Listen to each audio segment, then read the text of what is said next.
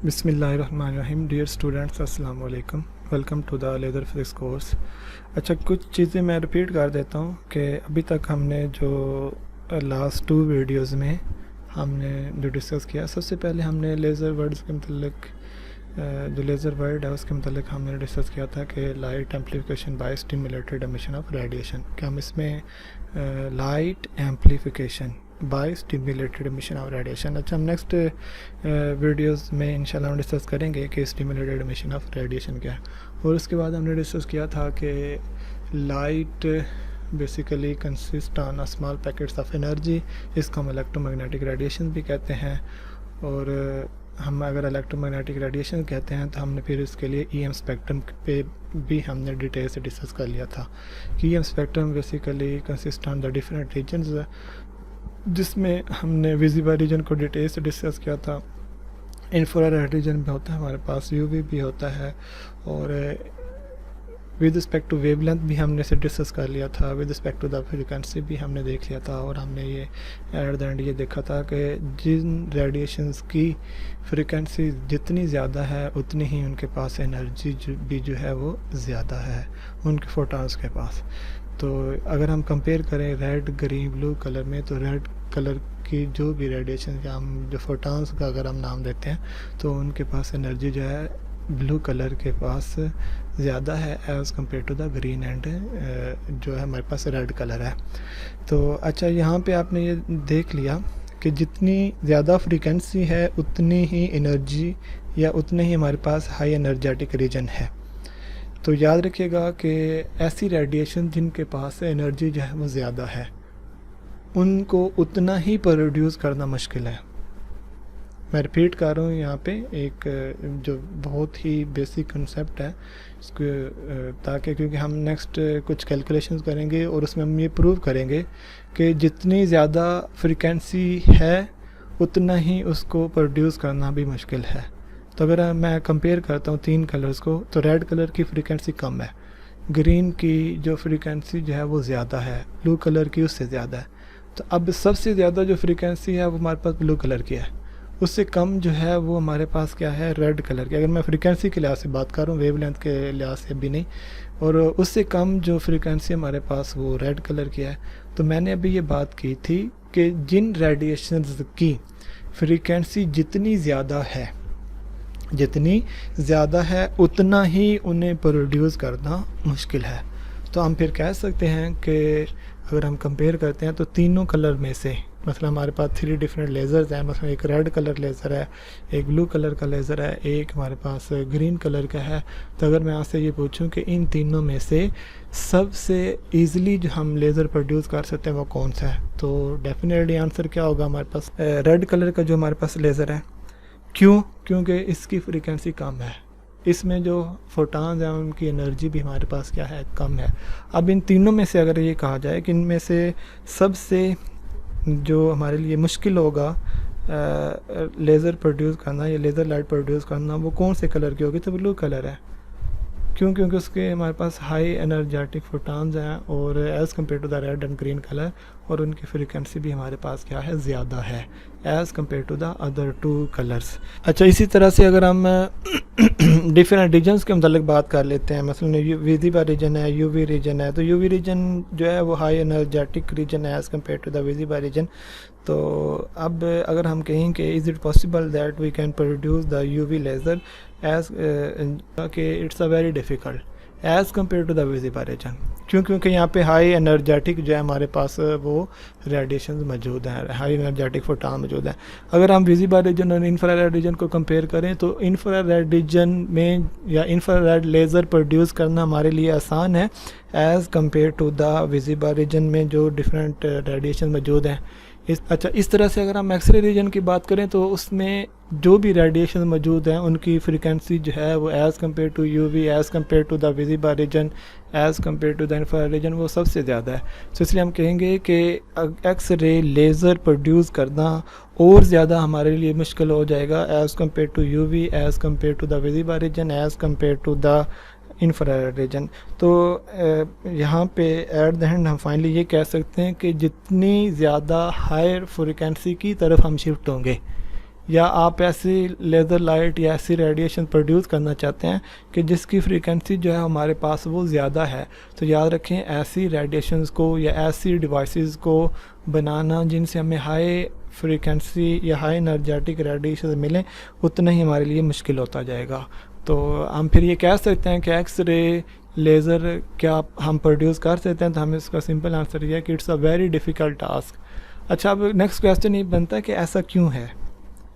तो इंशाल्लाह हमारा इस पे पूरा एक लेक्चर होगा जिसमें हम सबसे पहले आइंस्टाइन रिलेशंस, आइंस्टाइन कोफिशिएंट्स पे बात करेंगे। देन हम फिर डिसाइड करेंगे कि हमारे पास किस प्रोसेस को, कौन से कोफिशिएंट को कितना होना चाहिए, और उन्हीं कोफिशिएंट की बेसिस पे फिर हम फाइनली देखेंगे कि हमारे पास हाई एनर्जेटिक या हाई फ्रीक्वेंसी रेडिएशंस प्रोड्यूस करना हमारे लिए बहुत मुश्किल है, और आलमोस्ट हम यही कहेंगे कि इम्पॉसिबल है। तो दैट्स वाई विजिबल रीजन में और इंफ्रारेड रीजन में जो लेज़र्स हैं ये बहुत इजीली अवेलेबल है मार्केट में, और यूवी रीजन में अगर हम कहें कि लेज़र हम प्रोड्यूस कर सकते हैं तो it's a very difficult task. और दैट्स वाई अगर आप मार्केट में देखें तो यूवी या एक्स रे लेज़र अवेलेबल नहीं है। ठीक है जी, तो को ये क्लियर हो गया कि हमारे पास हाई एनर्जेटिक या हाई फ्रीक्वेंसीज वाली रेडिएशन को प्रोड्यूस करना बहुत मुश्किल होता है। अच्छा, और इसमें लास्ट हमने जो डिस्कस किया था मोस्ट इम्पोर्टेंट ये है कि तीनों प्रोसेस अगर हमारे पास आइडियल केस नहीं है, आइडियल केस में तो हम ये कंसिडर करते हैं ना कि हमारे पास या रिफ्लेक्शन होगा या ऑब्जर्प्शन या ट्रांसमिशन, लेकिन इन जनरल डेली लाइफ में अगर हम देखें कि अगर आप इलेक्ट्रोमैग्नेटिक रेडिएशन किसी भी ऑब्जेक्ट पे फॉल करेंगे तो हमारे पास तीनों प्रोसेस हो रहे होते हैं, ऑब्जर्प्शन भी हो रही होती है, ट्रांसमिशन भी हो रही होती है, और आल्सो रिफ्लेक्शन भी हो रही होती है। तो इन्हीं की बेसिस पे हम इंशाल्लाह फिर ऐसी डिवाइसेस जैसे मटेरियल डिस्कस करेंगे कि हम उनको यूज़ करके लाइट को हम एम्पलीफाई कर सकें। तो नेक्स्ट अभी जो हम डिस्कस करने जा रहे हैं आफ्टर रिफ्लेक्शन ऑफ लाइट, वो हमारे पास रिफ्रैक्शन ऑफ लाइट। तो रिफ्रैक्शन ऑफ लाइट में सबसे पहले हम इसकी डेफिनेशन देखेंगे। तो रिफ्रैक्शन ऑफ लाइट में हमारे पास तीन केसेस बनते हैं, case 1, case 2 and case 3, and then हम इसमें इसकी एप्लीकेशन देखेंगे। तो आइए हम सबसे पहले डिस्कस करते हैं कि रिफ्रैक्शन ऑफ लाइट होता क्या है। In physics, refraction is the change in direction of a wave passing from one medium to another or from a gradual change in the medium। कि अगर लाइट जो है अपना पाथ चेंज करती है due to change in the medium, तो इस phenomena को हम रिफ्रैक्शन का नाम देंगे। तो अगर लाइट जो है वो अपना पाथ चेंज कर रही है due to the change in the medium, तो इसको हम रिफ्रैक्शन ऑफ लाइट कहेंगे। Refraction of light is the most commonly observe phenomena, but other waves such as sound waves and water waves also experience refraction. हम यहाँ पे just refraction of light discuss करेंगे। तो refraction of light में हमारे पास यहाँ पे तीन केसेस हैं। तो केस 1 की अगर हम बात करते हैं तो इसमें हम दो डिफरेंट मीडियम्स ले रहे हैं, इनमें हमारे पास एक एयर मीडियम है और दूसरा जो है हमारे पास वाटर मीडियम है। तो केस 1 को डिस्कस करने से पहले मैं कुछ जो यहाँ पे हम टर्म्स यूज़ करेंगे उसके मतलब मैं बता देता हूँ। तो सबसे पहले हम बात करेंगे रेयर मीडियम क्या होता है, देन हमारे पास डेंसर मीडियम क्या होता है, इंसिडेंट एंगल और रिफ्रैक्टेड एंगल कौन से होते हैं। यहाँ पे एक सरफेस ए बी बनाई गई है जो दो मीडियम को स्प्लिट कर रही है, इसके मतलब हम डिस्कस करते हैं। तो सबसे पहले मैं अगर स्टार्ट करता हूँ तो air medium is a rare medium.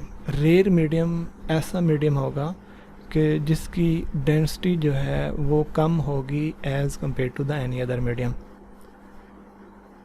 और डेंसर मीडियम ऐसा मीडियम होगा जिसकी डेंसिटी जो है वो ज़्यादा होगी as compare to the any other medium.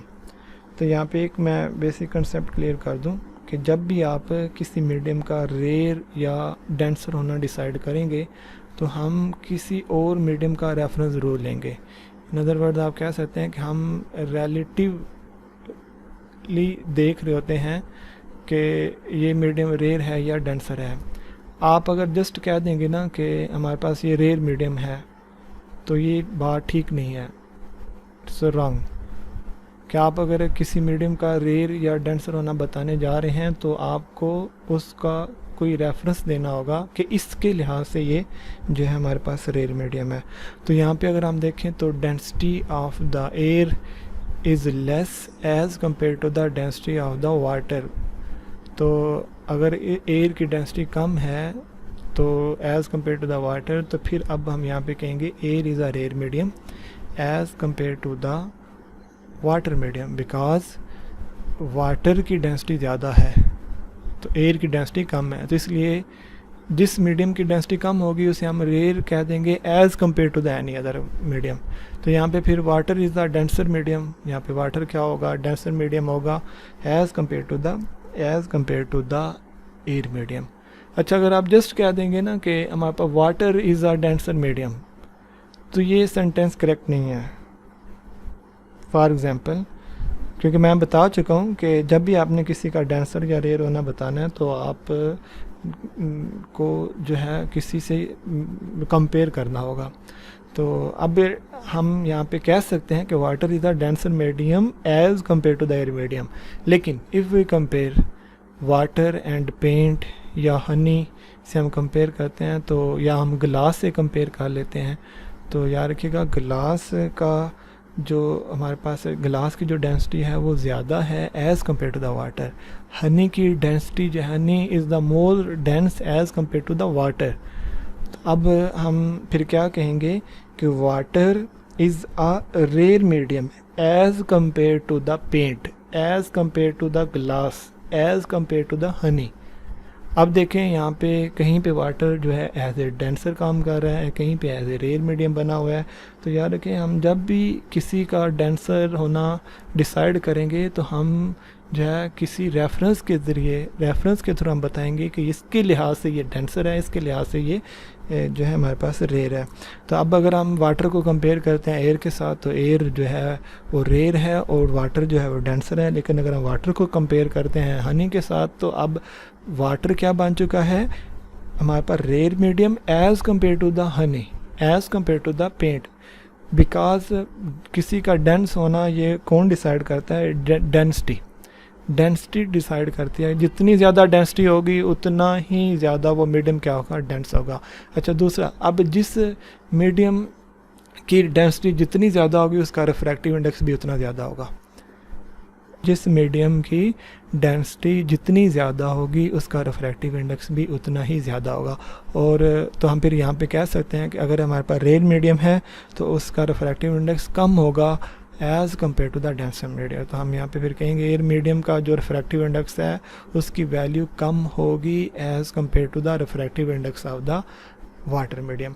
तो यहाँ पे हम कंसिडर करते हैं कि एयर हमारे पास है तो ये रेयर मीडियम है और इसका रिफ्रैक्टिव इंडेक्स हमारे पास क्या है, N1, और इसका रिफ्रैक्टिव इंडेक्स हमारे पास क्या है, N2। उम्मीद है ये बात आपको समझ आ गई।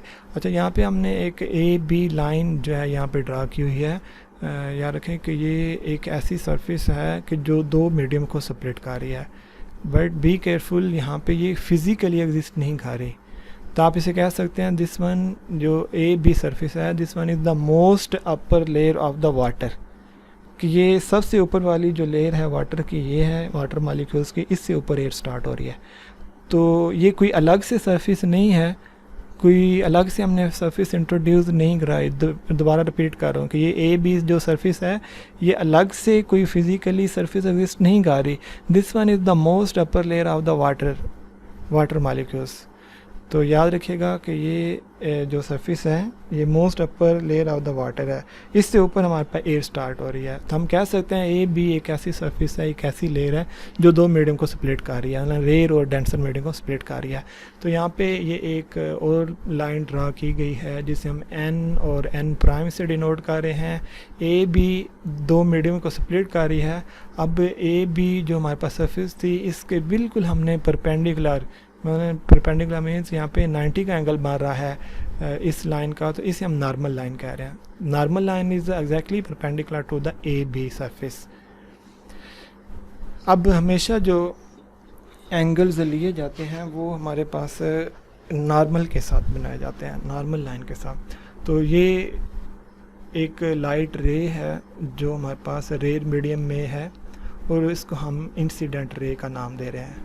अब एंगल जो होगा हमारे पास इस नॉर्मल और इस इंसिडेंट रे के दरमियान जो एंगल बन रहा है हम इसे इंसिडेंट एंगल कहेंगे, और जो एंगल हमारे पास इस नॉर्मल और रिफ्रैक्टेड रे, रिफ्रैक्टेड, इसको हम इंसिडेंट रे का नाम दे रहे हैं, इसको हम रिफ्रैक्टेड का नाम दे रहे हैं। सॉरी, यहाँ पे रिफ्लेक्टेड रे लिखा गया है, ये मिस्टेक है, इसे करेक्ट कर लीजिएगा। तो this one is called refracted रे, क्योंकि हम रिफ्रैक्शन ऑफ लाइट को डिस्कस कर रहे हैं। तो the angle between incident ray and the normal is called incident angle, and the angle between normal and refracted ray is called angle of refraction। उम्मीद है ये चीज़ें आपको, जो टर्म है यहाँ पे रिफ्रैक्शन ऑफ लाइट में यूज़ करूँगा, उम्मीद है समझ आ गई। हम सबसे पहले रेयर और डेंसर के मतलब डिस्कशन की है, उसके बाद हमने रिफ्रैक्टिव इंडेक्स के मतलब बात कर ली है। दैन ये ए बी एक ऐसी सर्फिस है, most upper layer of the denser medium, जो दो मीडियम्स को स्प्लिट कर रही है। This one is the normal, जो है नॉर्मल लाइन है, इंसिडेंट रे है, इंसिडेंट एंगल है, रिफ्रैक्टेड रे है एंड द रिफ्रैक्टेड एंगल है हमारे पास। याद रखें, मैं रिपीट करूं, बहुत सारे स्टूडेंट यहाँ पे मिस्टेक करते हैं। हमेशा जो इंसिडेंट एंगल्स और रिफ्रैक्टेड एंगल या रिफ्लेक्टेड एंगल जो भी है हमारे पास, रिफ्लेक्शन ऑफ लाइट में भी आपने देखा है, वो हमेशा हमारे पास इंसिडेंट रे और नॉर्मल रे के दरमियान बनते हैं। कुछ स्टूडेंट यहाँ पे इंसिडेंट एंगल जो है वो इस ए बी और इंसिडेंट रे के दरमियान बना लेते हैं, तो इट्स रॉन्ग। तो हमेशा जो एंगल्स बनेंगे वो नॉर्मल के साथ बनेंगे। किन रेज़ के, मसलन इंसिडेंट रे के या इंसिडेंट रिफ्रैक्टेड रे के या रिफ्लेक्टेड रे के। उम्मीद है ये आपको बात समझ आ गई। तब इन दिस केस हम कह रहे हैं कि हमारे पास लाइट रे, अच्छा यहाँ पे हम जस्ट एक सिंगल रे ले रहे हैं, बीम की बात नहीं कर, लाइट बीम नहीं कंसिडर कर रहे फ़िलहाल। Light beam is consist on more than one race.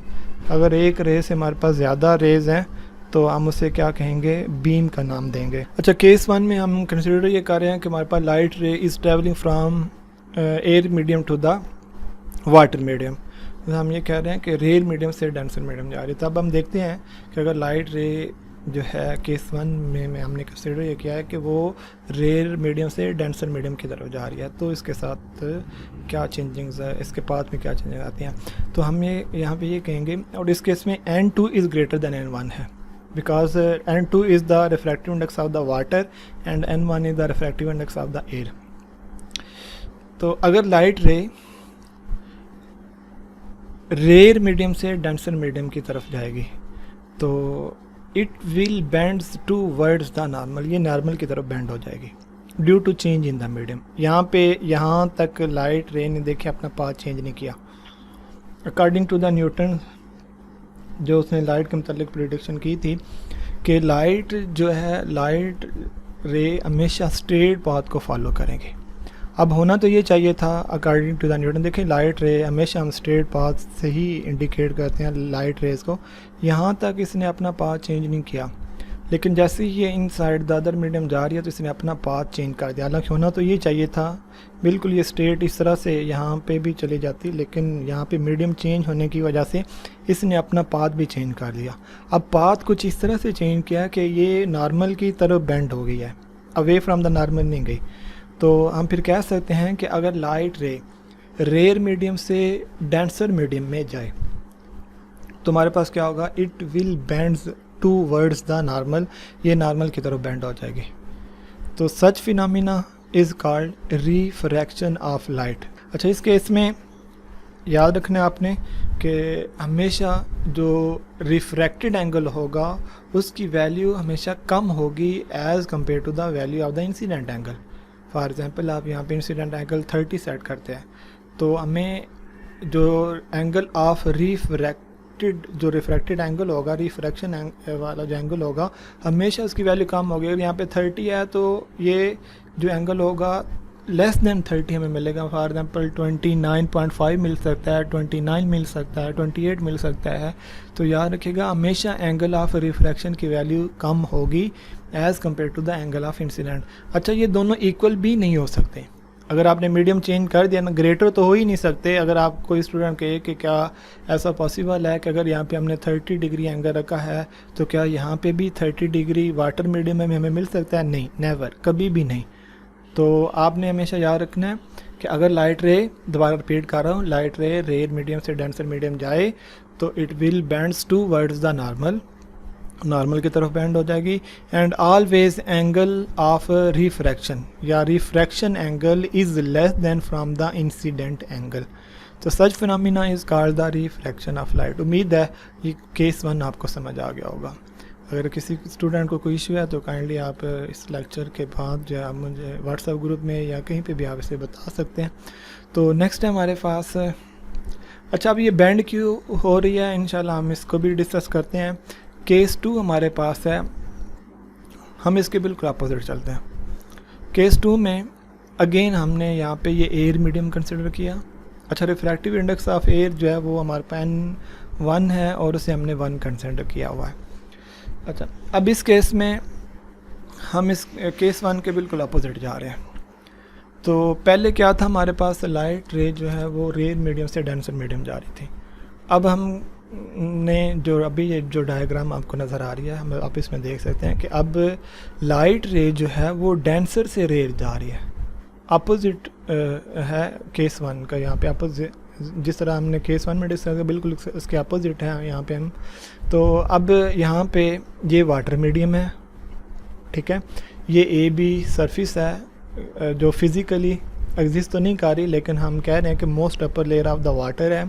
अच्छा, मैं यहाँ पे बार बार कह रहा हूँ कि ये फिज़िकली एग्जिस्ट नहीं कर रही, क्योंकि हम इसकी जब एप्लीकेशन में जाएंगे ना तो यहाँ से हमें पता चलेगा कि अगर फिज़िकली नहीं है तो इसका हमें एडवांटेज क्या हो रहा है, ठीक है, और हमें रिफ्रैक्शन ऑफ लाइट का फिर फ़ायदा क्या होगा in for the laser cavities. तो इंशाल्लाह हम इसे डिस्कस करते हैं at the end of this lecture. अच्छा, अब अगर लाइट रे ट्रैवल करती है from denser medium to the rare medium, तो याद रखिएगा it will bends away from the normal. ये नॉर्मल से, क्योंकि मैंने अभी बताया है कि केस 1 के ये अपोजिट है, और पहले क्या था, रेयर से डेंसर, तो क्या हुआ था, it will bends towards the normal. लेकिन अब क्या हमारे पास है कि अगर लाइट रे ट्रैवल करती है from denser medium to the rare medium, it will bends away from the normal, away from the normal. तो इन दिस केस हम कह सकते हैं कि ये इंसिडेंट रे है और ये रिफ्रैक्टेड रे है। This one is the angle of incidence and this one angle of refraction. तो इन दिस केस यहाँ पे हमेशा जो एंगल ऑफ रिफ्रैक्शन होगा उसकी वैल्यू ज़्यादा होगी as compare to the angle of incidence. तो हमने 2 केसेस यहाँ पे डिस्कस कर लिए। केस 1 में क्या था, अगर लाइट रे रेयर से डेंसर जा रही है तो it will bends towards the normal, और वहाँ पे एंगल ऑफ रिफ्रैक्शन क्या था, उसकी वैल्यू कम थी as compare to the angle of incidence. लेकिन केस 2 में क्या है, लाइट जो है ट्रैवल कर रही है from denser medium to the rare medium, और इसमें जो एंगल ऑफ रिफ्रैक्शन है हमेशा उसकी वैल्यू ज़्यादा होगी as compare to the angle of incidence. And such phenomena is also called, जिसमें जो है अवे फ्रॉम द नॉर्मल ये लाइट रे चली गई है, तो also this phenomena is called the refraction of light. अब हमने 2 केसेस कंप्लीट कर लिए, थर्ड केस की तरफ जाते हैं, लेकिन उससे पहले हम कुछ यहाँ पे क्वेश्चन बनते हैं कि ऐसा क्यों होता है, लाइट अपना पाथ क्यों चेंज कर देती है। और सेकेंडली हम इसी अगर आप केस 2 में देखें तो हम मज़ीद इसमें डिस्कस करेंगे कि टोटल इंटरनल रिफ्लेक्शन क्या होता है, एंड आल्सो क्रिटिकल एंगल को डिस्कस करेंगे। देन हम केस 3 की तरफ जाएंगे, ठीक है जी। तो अब सबसे पहले जो क्वेश्चन था कि इसकी जो है लाइट जो है अपना पाथ चेंज क्यों करती है, तो उसका आंसर यह है कि अगर आप ये देखें, v is the speed of light in any medium, c is the speed of light in vacuum, and n is the refractive index। अब देखें v is equal to c होगा अगर n की वैल्यू 1 होगी। तो याद रखें अगर आपके पास एयर है, एयर मीडियम है, तो वहाँ पे रिफ्रैक्टिव इंडेक्स की वैल्यू क्या है, 1 है। तो अगर यहाँ पे आप वैल्यू 1 पुट करेंगे तो v इज इक्वल टू क्या हो जाएगा c। अब स्पीड ऑफ लाइट क्या है 3 इंटू 10⁸ मीटर पर सेकेंड। 3 इंटू 10⁸ मीटर पर सेकेंड, 3 लाख किलोमीटर। तो अब याद रखें कि जितनी वैक्यूम में स्पीड है और ऑलमोस्ट वही स्पीड है इन द एयर मीडियम। लेकिन यहाँ पे इस फार्मूला में देखें c is the constant, c is the constant. तो यहाँ पे कांस्टेंट को अगर हम ख़त्म करते हैं तो v और अगर n का हम रिलेशन दें, v दोबारा रिपीट कर रहा हूँ, v is the speed of light in any medium. मतलब ग्लास में, वाटर में, हनी में, पेंट में, ऑयल में, कोई भी आप मीडियम ले रहे हैं। लेकिन यहाँ पे c क्या है, speed of light in the vacuum या नॉर्मली आप कह लें एयर। तो अब मैंने ये थोड़ी देर पहले ये बताया था कि अगर मीडियम जितना डेंस है तो उतनी ही उसकी रिफ्रैक्टिव इंडेक्स की वैल्यू क्या है, ज़्यादा है। उतने ही उसके रिफ्रैक्टिव इंडेक्स की वैल्यू क्या है, ज़्यादा। रिपीट कर रहा हूँ कि जितना ज़्यादा मीडियम डेंसर होगा उतनी ही उसकी रिफ्रैक्टिव इंडेक्स की वैल्यू भी ज़्यादा होगी। इन अदर वर्ड्स आप कह सकते हैं जितनी रिफ्रैक्टिव इंडेक्स की ज़्यादा वैल्यू है उतना ही मीडियम ज़्यादा डेंस होता जाएगा। तो यहाँ पे अगर हम इस साइन ऑफ इक्वालिटी को ख़त्म करते हैं, क्योंकि यहाँ पे ये कांस्टेंट है, C speed of light constant है, तो हम ये देख सकते हैं v is inversely proportional to n। तो इसका मतलब यह है कि जितनी ज़्यादा n की वैल्यू हमारे पास जैसे जैसे हम इंक्रीज़ करेंगे उतनी ही स्पीड ऑफ लाइट जो है हमारे पास डिक्रीज़ होती जाएगी इन एनी मीडियम। रिपीट कर रहा हूँ, as we increase the value of n, ये जो n की वैल्यू हम इंक्रीज करेंगे उतनी ही हमारे पास speed of light in any medium वो क्या होती जाएगी, डिक्रीज होती जाएगी। तो इसका ये मतलब है कि जैसे ही लाइट जो ट्रैवल कर रही थी, for example rare medium to the denser medium अगर जा रही थी, तो यहाँ पे स्पीड ऑफ लाइट ज़्यादा थी। क्यों? क्योंकि वहाँ पे n की वैल्यू हम क्या ले रहे हैं 1, तो स्पीड ऑफ लाइट यहाँ पे ज़्यादा है। लेकिन जैसे ही इस मीडियम में जाएगी तो इसकी स्पीड हमारे पास डिक्रीज़ हो जाएगी। अब due to change in the speed of light, light अपना पाथ चेंज कर लेती है। तो इसको आप इस तरह भी समझ लें, जस्ट मैं ये समझाने के लिए एक एग्जांपल आपको दे रहा हूँ कि अगर आप एक ऑब्जेक्ट या स्टोन जो है उसको यूनिफॉर्म स्पीड के साथ थ्रो करते हैं। फॉर एग्जांपल आप किसी जगह खड़े हैं, आप चलें आप कह लें कि एक स्टोन है, चलें आप इसकी एक और एग्जांपल हम डिस्कस कर लेते हैं कि आपके पास एक गन है, आप गन से बुलेट को फायर करते हैं। अब जब तक बुलेट की स्पीड यूनिफॉर्म रहती है तो वो अपने पाथ को जो है मेंटेन रखते हैं, उसी पाथ पे ही वो थ्रू आउट द जो है हमारे पास जा रही है, अपना पाथ चेंज नहीं करती। लेकिन जैसे जैसे उसकी स्पीड कम होती है, अब देखें हम कहेंगे स्पीड उसकी क्यों कम हो रही है। अब नेक्स्ट क्वेश्चन ये स्पीड क्यों कम हो रही है, तो स्पीड जैसे जैसे उसकी कम हो रही है ना, तो वो अपना पाथ जो है वो चेंज करना शुरू कर दे और नीचे की तरफ गिरना शुरू हो जाएगी। अपना पाथ चेंज कर रही है due to change in the speed. अब चेंज इन द स्पीड क्यों हो रहा है, अब देखें जब बुलेट को आपने फायर किया तो उस पर रेजिस्टेंस भी एक्ट हो रही है, फोर्स ऑफ ग्रेविटी भी एक्ट हो रही है और बहुत सारी रेजिस्टेंस एक्ट हो रही है। तब उसकी फिर जो है स्पीड जो है वो यूनिफॉर्म नहीं रह रही। तो यहाँ से मैंने जस्ट एक ये समझाने के लिए बताया कि अगर ये स्पीड चेंज होगी, डिक्रीज होगी, तो डेफिनेटली वो ऑब्जेक्ट जो है अपना पाथ भी चेंज करेगा। तो यहाँ पे भी हम ये कह सकते हैं कि जैसे ही लाइट जो है उसकी स्पीड डिस्टर्ब हुई है, चेंज हुई है, तो उसने अपना पाथ यहाँ पे चेंज कर दिया। तो सेम यहाँ पे अगर हम बात करते हैं इन दिस केस 2 में, तो भी यहाँ पे स्पीड ऑफ लाइट जो है कुछ और है और यहाँ पे कुछ और है। तो डेफिनेटली जब लाइट रे इस मीडियम में थी तो उसकी स्पीड कम थी, जब यहाँ पे आ गया तो उसकी speed as compare to this medium थोड़ी सी इंक्रीज़ हो गया, जिसकी वजह से उसने अपना पाथ चेंज कर लिया। अच्छा, केस 2 में मैंने ये बताया कि हमेशा एंगल ऑफ रिफ्रैक्शन उसकी वैल्यू क्या होगी, ग्रेटर होगी as compare to the angle of incident. Again मैं फॉर एग्जांपल यहाँ पे कंसिडर करता हूँ कि यहाँ पे इंसिडेंट एंगल है 35 डिग्री, तो अब इसकी वैल्यू क्या होगी, क्या 35 के इक्वल हो सकती है, नेवर। क्या 35 के या 35 से कम हो सकती है, कभी भी नहीं। बहुत सारे स्टूडेंट यहाँ पे कंफ्यूज होते हैं कि मे भी ऐसा पॉसिबल हो कि अगर यहाँ 35 है तो यहाँ पे भी 35, दोनों इक्वल कभी भी नहीं हो सकते रिफ्रैक्शन ऑफ लाइट में। तो अगर केस 2 है, लाइट जो है डेंसर से रेयर की तरफ जा रही है, तो हमेशा एंगल ऑफ रिफ्रैक्शन की वैल्यू ज़्यादा होगी। तो अगर मैंने यहाँ पे कहा कंसिडर किया कि 35 है, तो यहाँ पे उसकी वैल्यू 35 से ही ज़्यादा होगी, 36 हो सकती है, 37 हो सकती है, 38 हो सकती है। तो ये एक मोस्ट आप कह लें कि इम्पोर्टेंट जो मैंने अभी आपके साथ पॉइंट शेयर किया, तो जिसकी वजह से हम नेक्स्ट जा रहे हैं टोटल इंटरनल रिफ्लेक्शन की तरफ। अच्छा, अब हम जस्ट कंसिडर ये कर रहे हैं कि फॉर एग्जांपल यहाँ पे 35 आपने एंगल लिया और यहाँ पे एंगल ऑफ रिफ्रैक्शन आपको मिला है हमारे पास ऑलमोस्ट 87। यहाँ पे एंगल ऑफ रिफ्रैक्शन कितना मिला है? 87। आप अगर नोटबुक है तो आप उस पर नोट करके ज़रा वैल्यूज़ को खुद से देखें।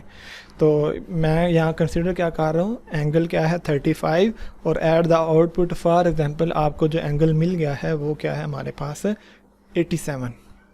ठीक है जी। अब अगर मैं यहाँ पे एंगल इंक्रीज़ करता हूँ 35 की बजाय 36 कर देता हूँ, तो क्या यहाँ पे एंगल ऑफ रिफ्रैक्शन मज़ीद बढ़ेगा या कम होगा? मज़ीद बढ़ जाएगा।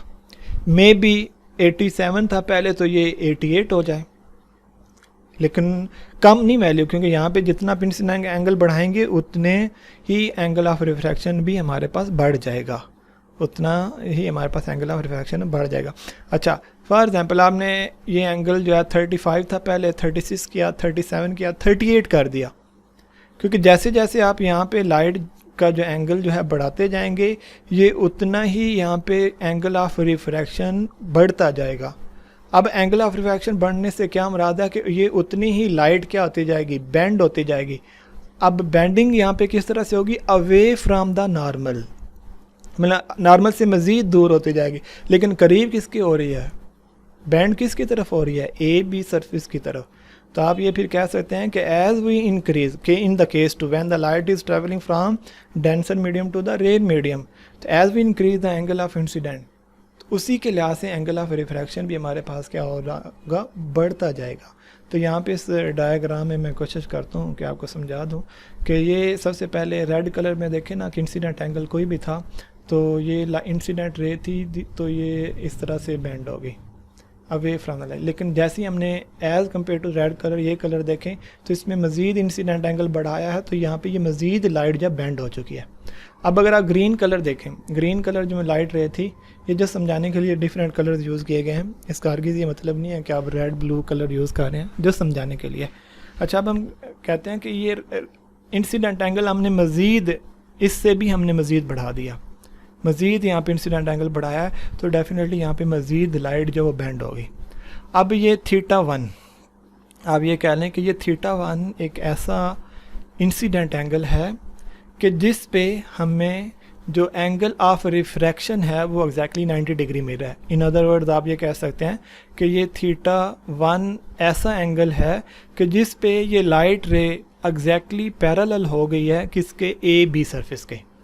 रिपीट कर रहा हूँ मैं ये सेंटेंस कि θi हमने एक ऐसा एंगल फाइंड किया कि जिस पे कि ये जो रिफ्रैक्टेड रे थी एग्जैक्टली पैरेलल हो गई है किसके? ए बी सरफेस के। देखिए बिल्कुल इसके पैरेलल चल रही है। थोड़ी सी ये डायग्राम में ठीक नहीं बनी, लेकिन ये आप ये कंसिडर करिए बिल्कुल एग्जैक्टली इसके पैरेलल हो गई है। जब ये इसके पैरेलल होगी तो इस नॉर्मल और फिर इसके दरमियान एंगल कितना बनेगा? एग्जैक्टली 90 डिग्री का। कितना एंगल बनेगा हमारे पास? 90 डिग्री का एंगल बनेगा। तो अब हम क्या कहेंगे कि ये एक ऐसा इंसिडेंट एंगल है कि इस एंगल पे हमें एंगल ऑफ रिफ्रैक्शन कितना मिल रहा है? 90 डिग्री का मिल रहा है। रिपीट करो कि ये एक ऐसा इंसिडेंट एंगल है कि जिस पे हमें एंगल ऑफ रिफ्रैक्शन कितना मिल रहा है? 90 डिग्री का एंगल मिल रहा है। तो इस इंसिडेंट एंगल को फिर हम क्या नाम देंगे? Critical angle. तो याद रखिएगा ऐसा इंसिडेंट, यहाँ पे भी बहुत सारे स्टूडेंट्स जो हैं वो इस कंसेप्ट को जो है उल्टा समझते हैं कि 90 डिग्री को वो एंगल ऑफ क्रिटिकल एंगल कह देते हैं। तो ऐसा नहीं है, याद रखें क्रिटिकल एंगल हमेशा जो होता है वो इंसिडेंट ही होता है, और वो ऐसा एंगल है कि अगर वो फॉर एग्जाम्पल मैं कहता हूँ जी 38 डिग्री है यहाँ पे, जब आप 38 डिग्री यहाँ पे सेट करेंगे तो हमें यहाँ पे 90 डिग्री मिल जाता है। तो अब इस 38 डिग्री वाले एंगल को हम एंगल ऑफ क्रिटिकल या क्रिटिकल एंगल का नाम देंगे। जैसे वाटर है तो ऑलमोस्ट मेरे ख्याल में 48 या 49 डिग्री जो है वो एंगल ऑफ इस क्रिटिकल एंगल है। तो अगर आप वाटर में एक रे का angle with respect to the normal incident angle अगर 49.5 है ऑलमोस्ट, आप देख लीजिएगा, अगर आप वो सेट करते हैं तो हमें आउटपुट पे एंगल ऑफ रिफ्रैक्शन कितना मिलेगा, 90 डिग्री। तब उस इंसिडेंट एंगल को हम क्या कहेंगे, क्रिटिकल एंगल का नाम देंगे। उम्मीद है ये कंसेप्ट क्लियर हो गया आपको। ठीक है जी, तो ये हमने बात कर ली क्रिटिकल एंगल की। तो याद रखें ये क्रिटिकल एंगल की वैल्यू जो है ये मीडियम टू मीडियम चेंज होती है। मतलब वाटर के लिए कुछ और है, वाटर के लिए कुछ और है, अगर आप ग्लास यूज़ कर लें तो उसके लिए कुछ और है, हनी, या हर एक डिफरेंट मीडियम्स का आपको एक असाइनमेंट मिलेगी। तो मज़ीद उसमें आप देख सकते हैं कि आप कैलकुलेशन कहेंगे, मतलब स्नेल्स लॉ को यूज़ करते हुए हम एंगल ऑफ रिफ्रैक्शन और N1 N2 हम फाइंड करेंगे। इंशाल्लाह आपको इस वीडियो के एंड पे एक असाइनमेंट दी जाएगी। अच्छा, क्रिटिकल एंगल तक समझ आ गया आपको। अभी तक हमने जो डिस्कस किया है, मैं रिपीट कर देता हूँ। हमने ये डिस्कस किया है कि हमारे पास रिफ्रैक्शन ऑफ लाइट से स्टार्ट किया था हमने, उसके बाद हमने इसका केस 1 देखा, केस 2 देखा, उसके बाद केस 2 में हम मज़ीद देख रहे हैं कि जब हम एक स्पेसिफ़िक एंगल सेट करते हैं तो अगर हमें उस स्पेसिफ़िक एंगल पे एट द आउटपुट हमें 90 डिग्री अगर एंगल मिल जाता है तो उस इंसिडेंट एंगल को जिस पे हमें एंगल ऑफ रिफ्रैक्शन 90 डिग्री मिला है, उस इंसिडेंट एंगल को हम क्रिटिकल एंगल का नाम देंगे। उम्मीद है ये बात आपको समझ आ गई। अच्छा, अब हमने ये कंसिडर किया, चलें क्योंकि हम कह रहे हैं कि ये वाटर ही है, तो वाटर का ये जो θ1 है ये 49 है, कंसिडर कर लें 49 है। ठीक है जी। अब अगर आप इससे लेस हैं, 49 48 है, तो लाइट क्या होगी, वो बिल्कुल इसके पैरेलल नहीं होगी, बल्कि वो एयर मीडियम में होगी। लेकिन आप अगर जैसे 49 सेट करते हैं तो ये बिल्कुल इसके पैरेलल होगी। अब 3 केसेस हमारे पास मारे हैं। नंबर 1, या तो आपके पास जो इंसिडेंट एंगल है वो लेस देन 49 है, या एग्जैक्टली इक्वल टू 49 है, या 49 से ग्रेटर है। तीनों केसेस को अलग अलग डिस्कस करता हूँ। नंबर 1, चलिए हम स्टार्ट करते हैं कि अगर ये एंगल जो है एग्जैक्टली 49 है, मैं यहाँ पे आप प्लीज़ दोबारा नेट से चेक कर लीजिएगा कि वाटर का जो क्रिटिकल एंगल क्या है। मैं यहाँ पे फ़िलहाल कंसिडर कर रहा हूँ कि 49 है। अगर इंसिडेंट एंगल एग्जैक्टली यहाँ 49 रखेंगे तो ये रिफ्रैक्टेड रे एग्जैक्टली पैरेलल हो जाएगी इस ए बी जो है हमारे पास जो सरफेस है इसके। तो हमें इसको यहाँ पे जो हमें एंगल मिलेगा वो 90 डिग्री मिलेगा। अच्छा, अगर आप इससे लेस हैं, मतलब आप 48, 47, 40, 30 कोई भी एंगल्स यहाँ पे सेट करते हैं, तो यहाँ पे जो हमें आउटपुट पे जो एंगल ऑफ रिफ्रैक्शन मिलेगा वो लेस देन 90 डिग्री मिलेगा। मतलब लाइट रे जो है वो इस मीडियम में रहेगी। But if you increase the incident angle from the critical angle, कि आप क्रिटिकल मतलब 49 था तो आप यहाँ पे 52 सेट कर देते हैं। तो याद रखिएगा यहाँ पे अगर आप का इंसिडेंट रे का, जैसे यहाँ पे एक ब्लैक कलर से इंसिडेंट रे बनाई गई है, अब इसका एंगल जो है क्रिटिकल एंगल से भी ज़्यादा है, तो याद रखें लाइट जो है वो दूसरे मीडियम में नहीं जाएगी, एयर मीडियम में नहीं जाएगी, बल्कि जिस मीडियम मतलब वाटर से अगर ये लाइट स्टार्ट हो रही है तो ये वाटर मीडियम में ही वापस आ जाएगी। तो such phenomena is called total internal reflection. अब टोटल इंटरनल रिफ्लेक्शन का वर्ड आ गया यहाँ पे, तो आपने याद रखना है कि हम टोटल इंटरनल रिफ्लेक्शन को कब ऑब्ज़र्व कर सकते हैं। अगर आपसे कोई पूछे तो आपने बताना है कि इसके लिए जो बेसिक प्राइमरी जो कंडीशन है, नंबर 1 ये होना चाहिए कि लाइट को डेंसर से रेर जाना चाहिए, कि उसमें हमें डेंसर मीडियम से लाइट, डेंसर मीडियम में इंसिडेंट रे होनी चाहिए, रेर में नहीं। अगर आप रेर से स्टार्ट करेंगे वहाँ पे आप ये ऑब्ज़र्व नहीं कर सकते। लेकिन यहाँ पे first condition to observe the total internal reflection is that के जो इंसिडेंट रे को स्टार्ट होना चाहिए वो कहाँ से होना चाहिए, डेंसर मीडियम। अब देखें अगर इंसिडेंट, अब सेकंड क्या थी कंडीशन टोटल इंटरनल रिफ्लेक्शन को ऑब्जर्व करने के लिए, कि उस इंसिडेंट रे जिसको हमने डेंसर मीडियम में स्टार्ट किया है उसका incident angle more than critical angle होना चाहिए। अगर उसका angle more than critical angle है तो याद रखें कि ये उसी मीडियम में वापस आ रही, इसीलिए तो हम इसे रिफ्लेक्शन कह रहे हैं। क्योंकि अगर आपको याद है तो हमने लास्ट वीडियो में डिस्कस किया था रिफ्लेक्शन ऑफ लाइट। तो रिफ्लेक्शन ऑफ लाइट की हमने डेफिनेशन क्या सेट की थी कि जिस मीडियम से लाइट आई है उसी मीडियम में अगर वापस चली जाए तो उसे हम क्या कहेंगे, रिफ्लेक्शन ऑफ लाइट कहेंगे।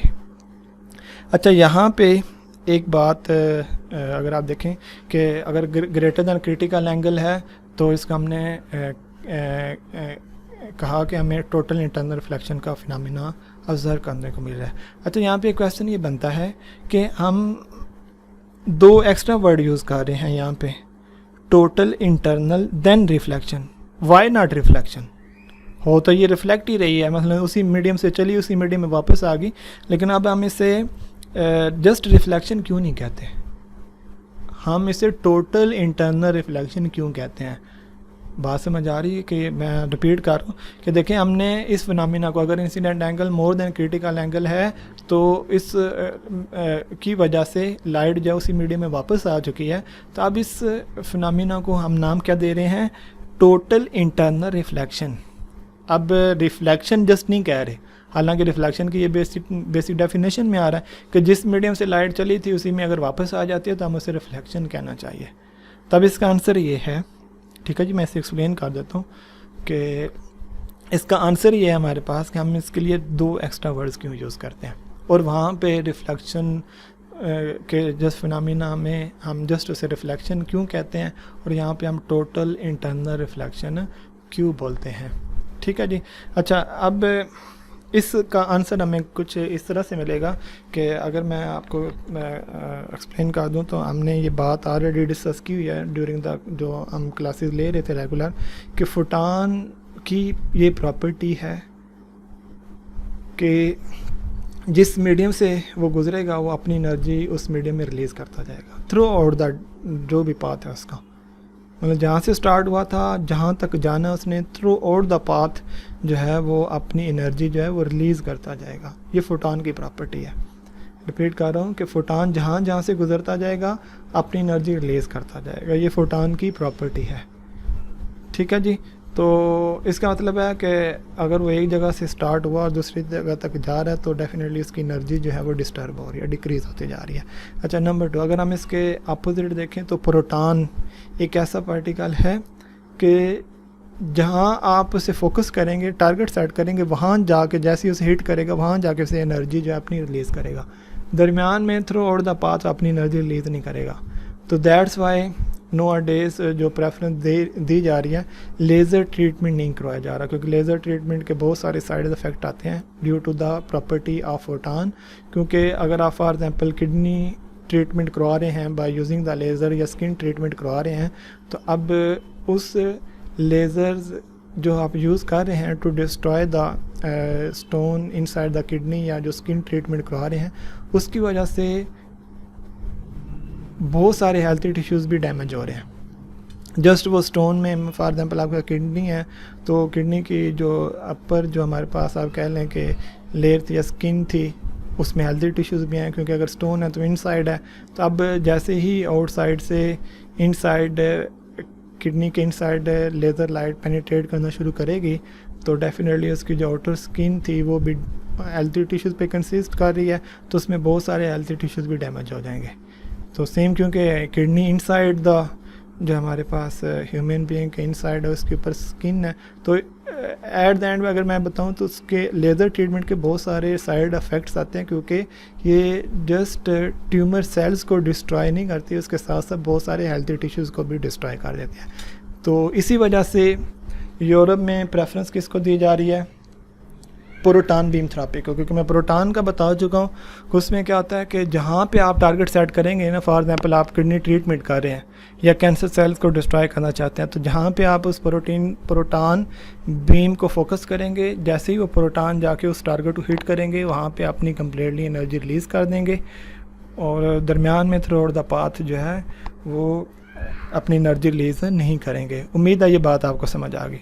अच्छा, नेक्स्ट जो है अगर हम प्रोटॉन बीम के एडवांटेज हैं तो फिर हम पाकिस्तान में फॉर एग्जाम्पल, क्योंकि मैं पाकिस्तान में हूँ तो इसलिए हम इस पर बात करते हैं, हम पाकिस्तान में से क्यों नहीं यूज़ कर रहे।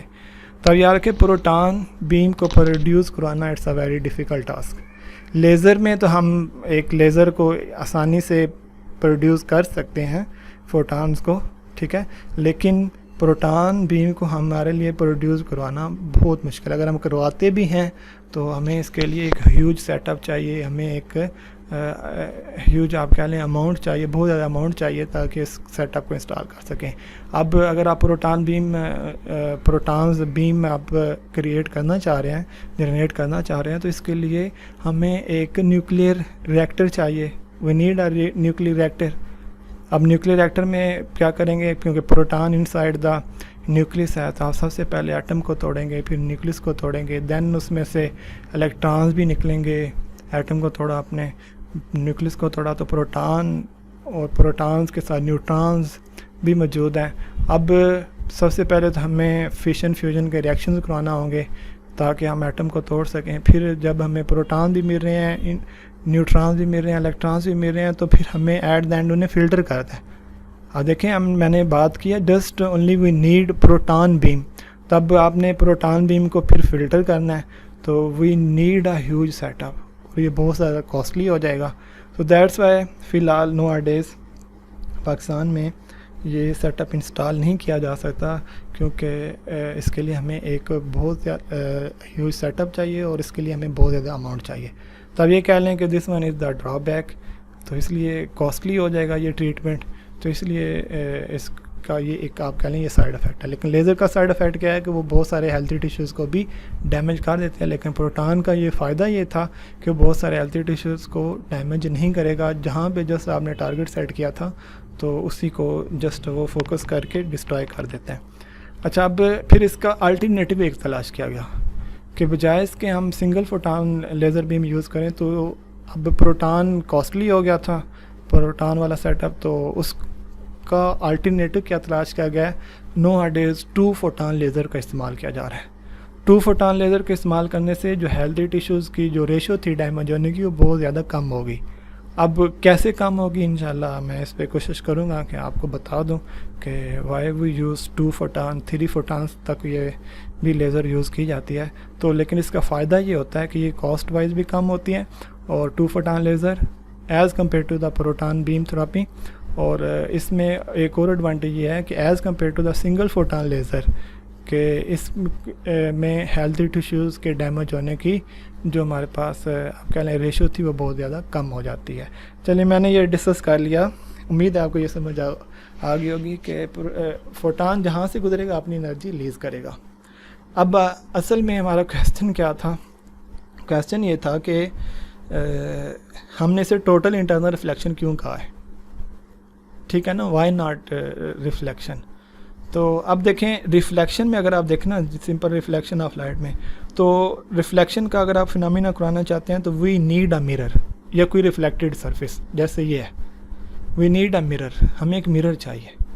तो मिरर एक फिज़िकली ऑब्जेक्ट है जो फिज़िकली एग्जिस्ट कर रहा है।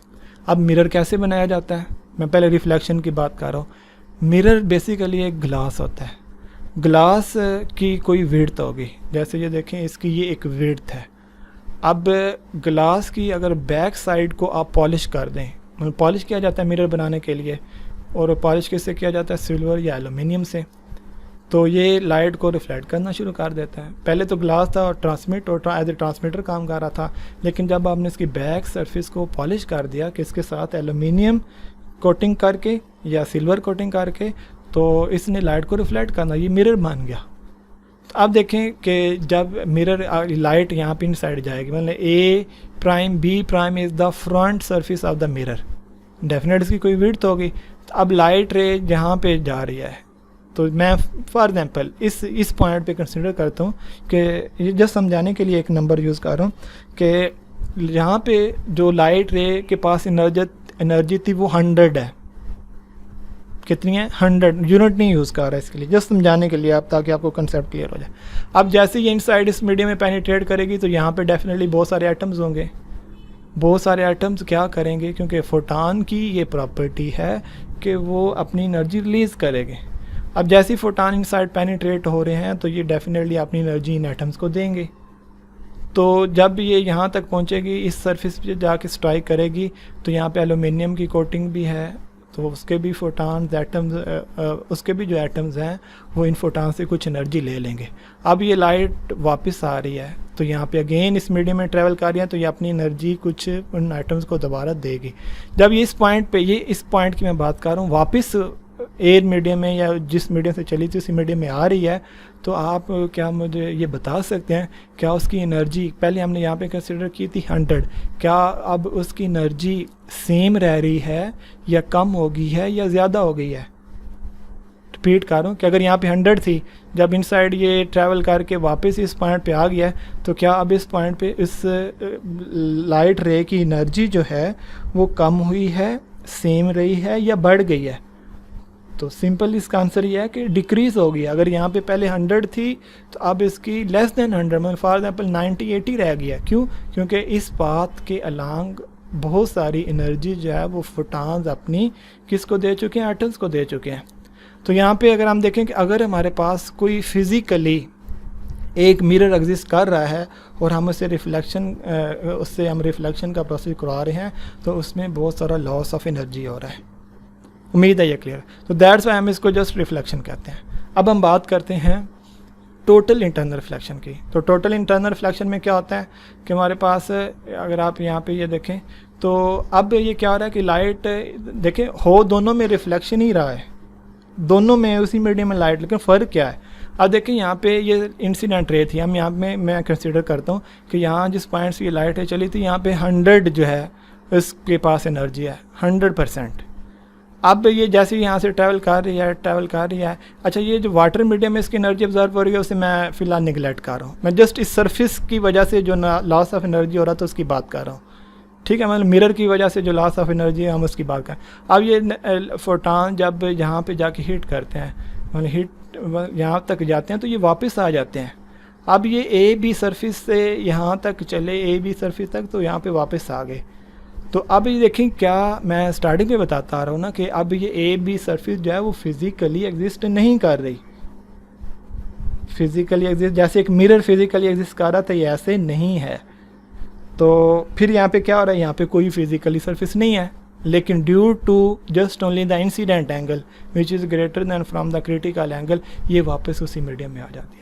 तो फिर हम कह सकते हैं कि हम जो एनर्जी वाटर ऑब्जर्व कर रहा है, मैं फिर रिपीट कर रहा हूँ, से वो हम कंसिडर नहीं कर रहे। अगर यहाँ पे 100 थी तो आफ्टर रिफ्लेक्शन जब ये रिफ्लेक्ट हुई है तो कोई यहाँ फिज़िकली सरफेस एग्जिस्ट नहीं कर रही, तो ये उसी मीडियम में वापस आ गई है। लेकिन यहाँ पे उसी मीडियम में वापस आने की रीज़न क्या है? वो फिज़िकली सरफेस नहीं है, क्योंकि फिज़िकली सरफेस तो यहाँ पे है ही नहीं है, मिरर तो है ही नहीं है।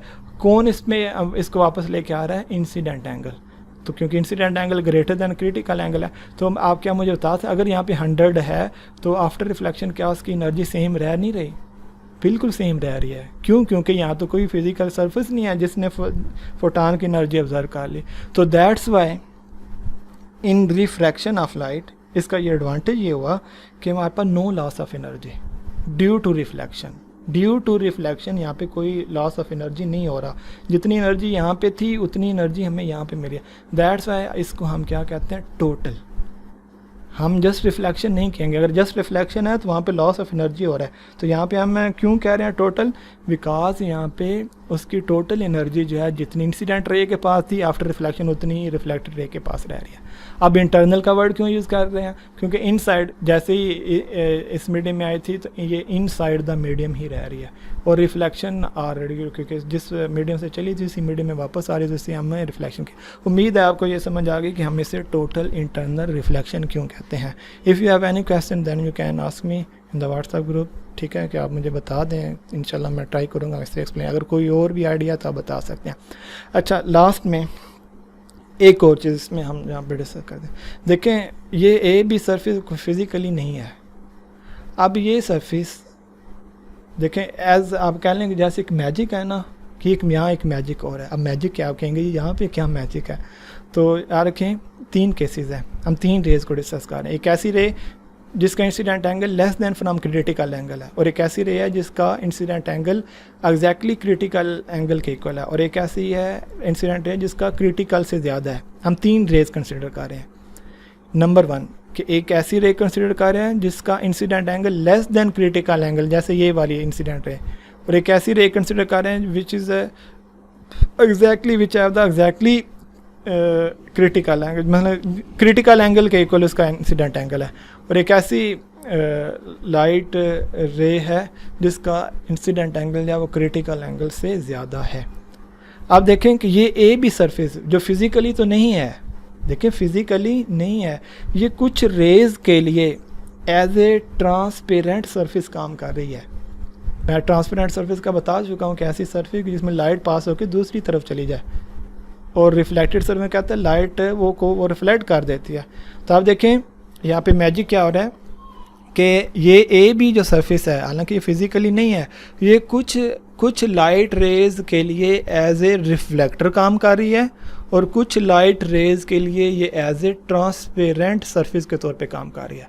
ट्रांसपेरेंट मीन्स के ये उनको पास होने दे रही है, कि कुछ लाइट रेज़ को ये सरफेस पास होने दे रही है और कुछ लाइट रेज़ को ये अपने इनसाइड इसमें से पास नहीं होने दे रही। बात समझ आ गई कि ये सरफेस ए बी सरफेस कुछ लाइट रेज़ को अपने अंदर से पास होने दे रही है। जैसे ये देखिए रेड कलर की लाइट जो थी ये हमारे पास होके जो है वो दूसरी तरफ चलेगी एयर मीडियम की तरफ, लेकिन ये जो लाइट रे थी इसको इसने पास नहीं होने दिया। तो अब हम ये कहेंगे कि किन लाइट रेज़ को ये पास होने देगी और किन लाइट रेज़ को ये पास नहीं होने देगी। याद रखिएगा कि ये सरफेस उन लाइट रेज़ को पास होने देगी जिनका incident angle less than critical angle है, उनके लिए ये as a transparent like a glass, जैसे ग्लास क्या होता है transparent, as a transparent surface काम करेगी। रिपीट कर रहा हूँ कि ऐसी रेज़ जिनका incident angle less than critical angle है, उन रेज़ के लिए ये surface as a transparent surface काम कर रही है, जैसे एक ग्लास काम करता है। और ऐसी रेज जिनका incident angle more than critical angle है, जैसे ये रेज है, उनके लिए ये एज ए रिफ्लेक्टेड सरफेस के तौर पे काम कर रही है, एज ए रिफ्लेक्टर काम कर रही है। तो ये एक मैजिक था। ये सरफेस एक ही है, देखें just due to the change in the angle, कि कुछ रेज़ के लिए ये एज ए ट्रांसपेरेंट सरफेस काम कर रही है और कुछ रेज़ के लिए ये एज ए रिफ्लेक्टेड मीडियम के तौर पे काम, कुछ के लिए ट्रांसपेरेंट मीडियम है, कुछ के लिए क्या है रिफ्लेक्टेड मीडियम। तो याद रखना आपने कि ये सरफेस जो है इसी की वजह से हम लेज़र कैविटी बनाएंगे।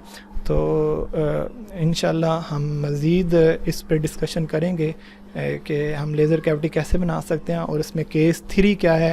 तो इंशाल्लाह वो नेक्स्ट वीडियो में देखते हैं इंशाल्लाह। उम्मीद है ये आपको बात समझ आ गई। Thank you for watching this video.